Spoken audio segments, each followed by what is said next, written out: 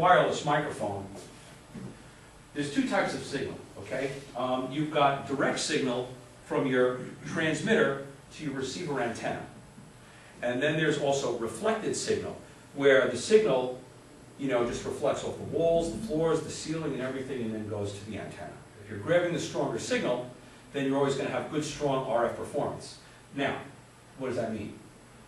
Basically, if you're using one channel, one wireless microphone, two channels of wireless mics, probably not going to be too much of a difference. But if you're a type of a church that's using 6, 8, 12 channels of wireless microphone, then it can become a problem because you could start to experience phase cancellation, okay, from all the reflected signal in here.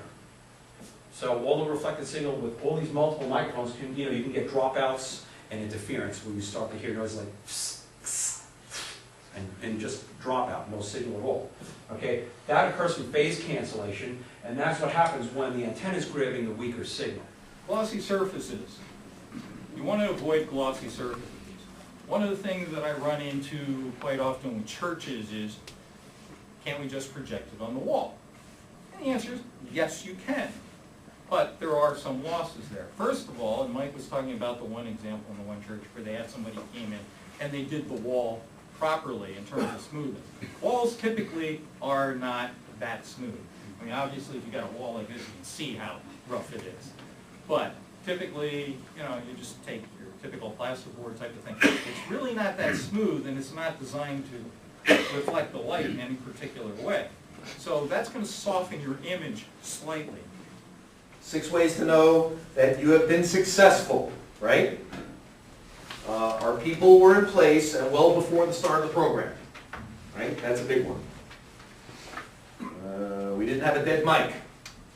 You're using wireless. Or if you're mixing and somebody steps up to a microphone and starts to speak or sing, was their microphone on? And you met all the sound cues. The sound was balanced and it wasn't too loud. Right? Or, depending on the service, it was loud. And this is important. The sound enhanced the worship. It didn't obscure it, right? Because if people come in and they worship and they didn't notice the sound system or lack thereof or too much of or whatever, you clicked the box, then you were successful. And of course we didn't have arguments between the people on the stage and